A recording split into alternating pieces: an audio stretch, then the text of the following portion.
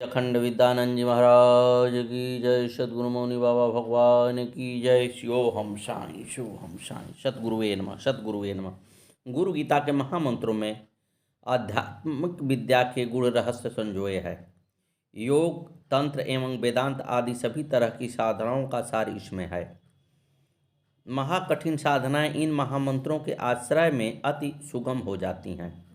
ऐसा होते हुए भी सभी लोग इस सत्य को समझ नहीं पाते हैं। जिनके पास गुरु भक्ति से मिली दिव्य दृष्टि है, उन्हीं की अंतः चेतना में यह तत्व उजागर होता है। गुरुदेव भगवान के प्रति श्रद्धा अति गहन हो तो फिर साधक को इस बात की प्रत्यक्ष अनुभूति हो जाती है कि विश्व ब्रह्मांड में यदि कहीं कुछ भी है तो वह अपने गुरुदेव में है। इन्हीं के आश्रय में सभी तरह की साधनाएं सिद्धिदायी होती हैं। गुरु श्रद्धा के तत्व कथा के उपयुक्त मंत्र में यह ज्ञान कराया गया है कि गुरुदेव साकार होते हुए भी निराकार हैं। वे परात्पर प्रभु त्रिगुणमय कलेवर को धारण करके भी सर्वथा गुणातीत हैं। अपने वास्तविक रूप में निर्गुण व निराकार गुरुदेव की महिमा अनंत है। वे ही सदाशिव, सर्वव्यापी विष्णु एवं सृष्टिकर्ता ब्रह्मा हैं। ऐसे दयामय गुरुदेव को प्रणाम करने से जीवों को संसार से मुक्ति मिलती है। इस सत्य को बिरले विवेकवान ही समझ पाते हैं। विवेक न होने पर यह सच्चाई प्रकट होते हुए भी समझ में नहीं आती।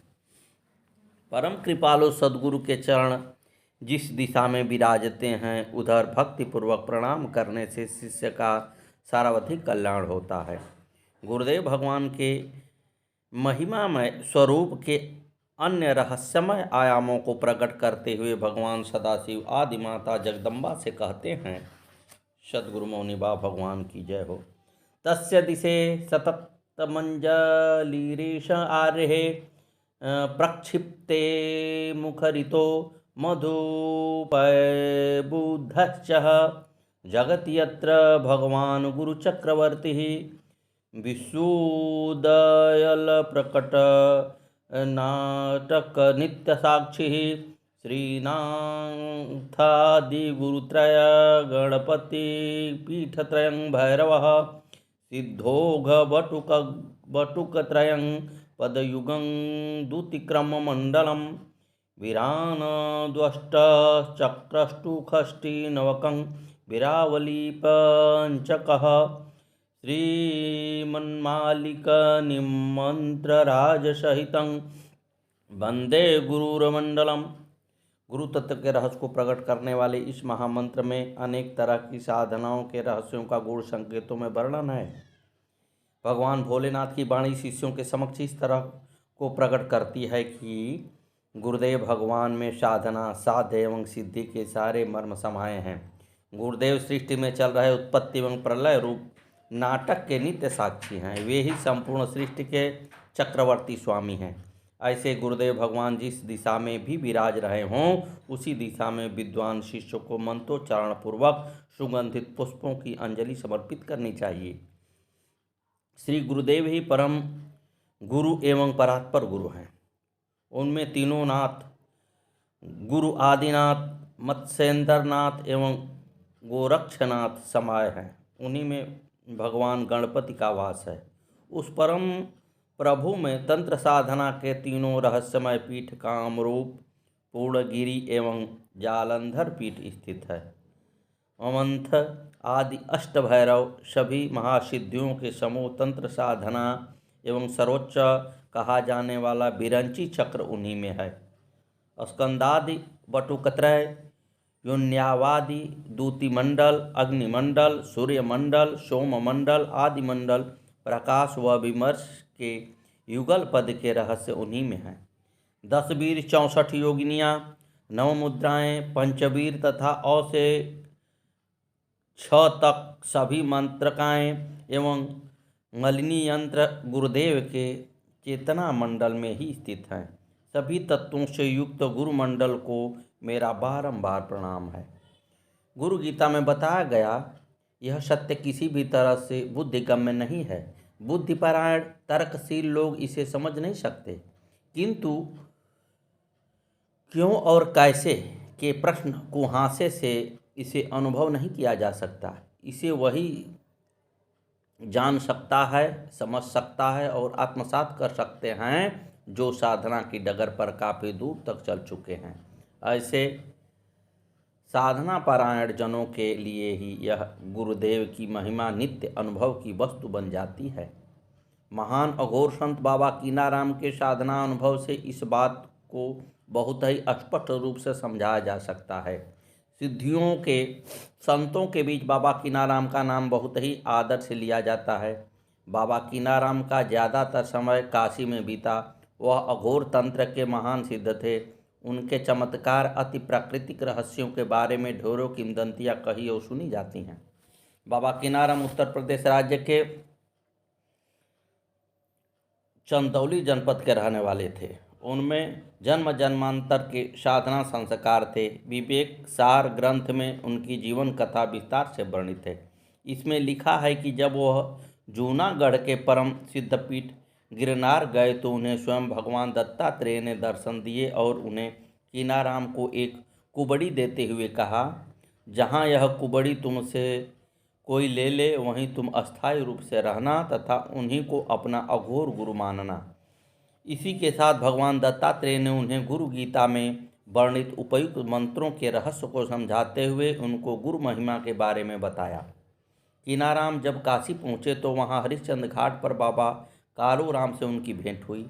पहली भेंट में कालूराम ने उनकी तरह तरह से अनेकों परीक्षाएं ली। बड़ी कठिन और रहस्यमयी परीक्षाओं के बाद वह उन्हें अपना शिष्य बनाने के लिए तैयार हो गए। शिष्य बनने के बाद तंत्र साधना का एक परम दुर्लभ एवं अति रहस्यमय अनुष्ठान किया जाता था। इस अनुष्ठान के लिए कई तरह की सामग्रियों की आवश्यकता थी। जिन्हें साधना का थोड़ा सा भी ज्ञान है वे जानते हैं कि तंत्र साधना में उपयोग की जाने वाली सामग्री कितनी दुर्लभ हुआ करती है।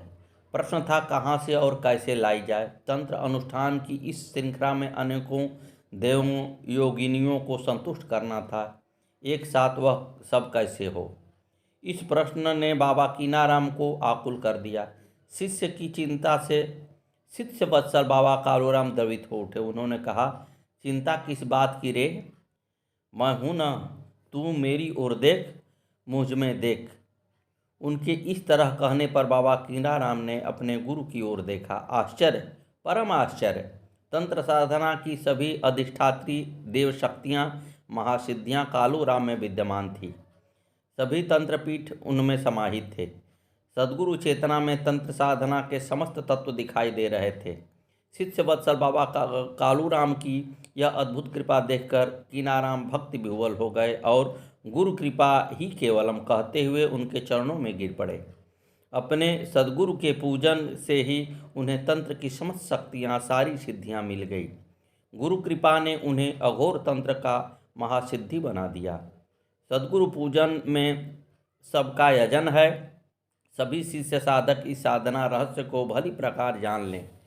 सद्गुरु भगवान की जय। श्री मौनी बाबा भगवान की जय। आइए गुरुदेव की लीला देखा जाए।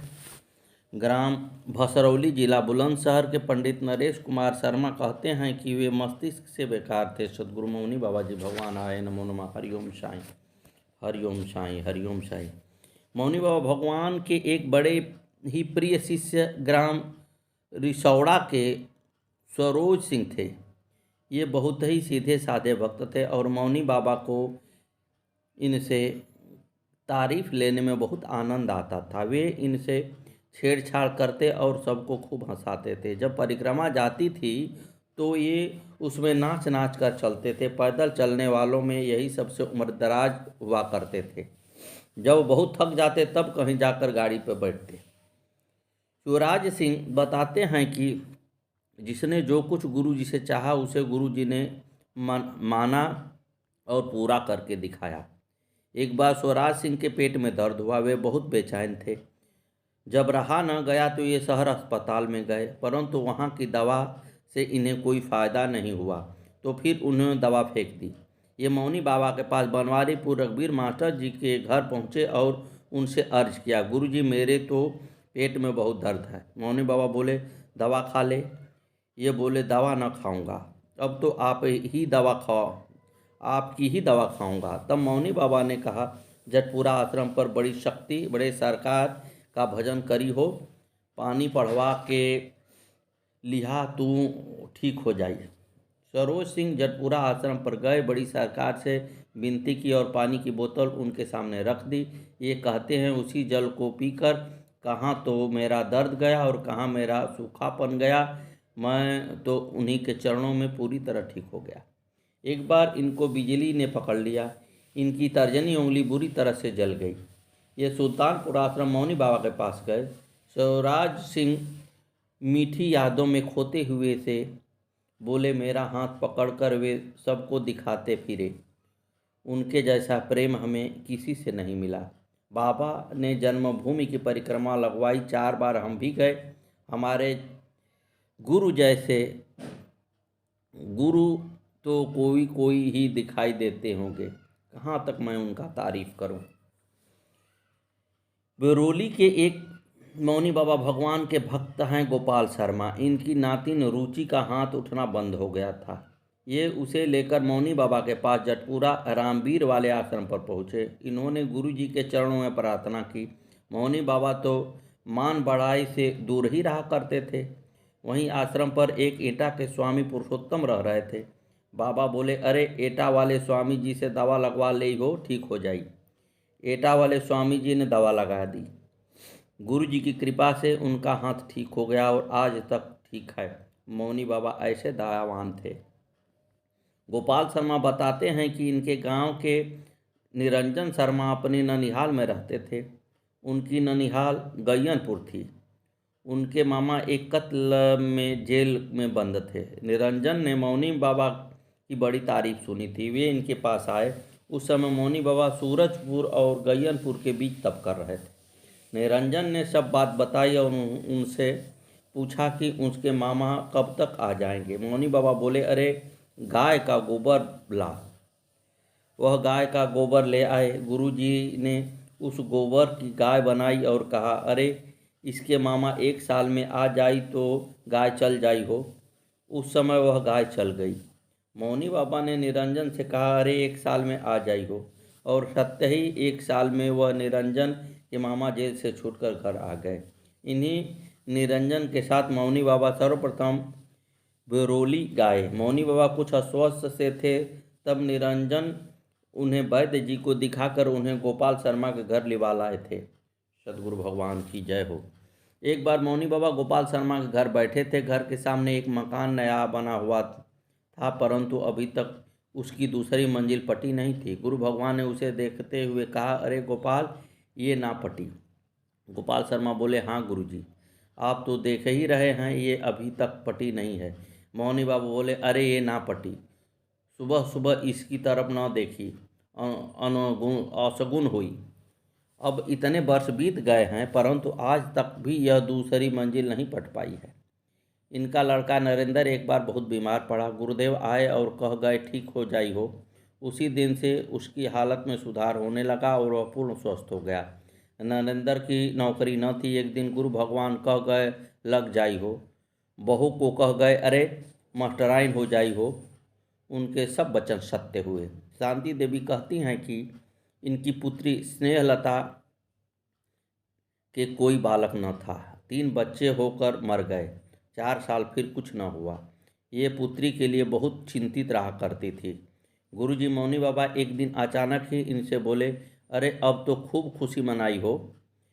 इन्होंने अपने पतिदेव को बताया। गुरुदेव भगवान ने गोपाल शर्मा से भी कहा, अरे अब तो खूब खुशी मनाई हो। शांति देवी को लगा कि शायद उनकी पुत्री गर्भ से हो और गुरुजी उसी खुशी का जिक्र कर रहे हों। गोपाल शर्मा से इन्होंने पुत्री को फ़ोन कराया और पूछा। श्रेयलता ने बताया कि 10-15 दिन चढ़ा है। गोपाल शर्मा बताते हैं कि उनके बेटे के विवाह पर गुरुदेव तेल वाले दिन आए थे। उस दिन उन्होंने स्वयं ढोलक बजाकर बन्ना गाया, नौ नौ के जाए बन्ना, मैं बेदन में सुन आई, मैं बेदन में सुन आई। वे ढोलक बजाकर बड़ी मधुर आवाज़ में गा रहे थे। फिर बोले, अरे गारी गाई। गोपाल बोले, गुरुजी हम तो गारी गाना जाने ना हैं। तब उन्होंने गाली भी गाकर सुनाई। बरौली में गुरुदेव मौनी बाबा के भक्तों ने एक मंडली बनाई थी जो नाटक खेलती थी। बरौली में बड़े मंदिर पर नाटक हुआ था हरिश्चंद्र। गुरु भगवान मौनी बाबा भी आए हुए थे देखने। गुरु भगवान एक भजन सुनाते थे, बड़े ही मधुर आवाज़ थी उनकी। सदगुरुदेव भगवान की जय, श्री मौनी बाबा जी भगवान की जय। हाटी छोड़ चला बंजारा, इस हाटी में 10 दरवाजे, कोई कोई पैठन हारा। इस हाटी में बाग बगीचे, कोई कोई सींचन हारा। इस हाटी में 7 समुंदर, कोई मीठा कोई खारा। कहत कबीर सुनो भाई साधो संत, उतर गए पारा। सदगुरुवे नमः, सदगुरुवे नमः। मौनी बाबा भगवान की जय। आगे की कथा कल।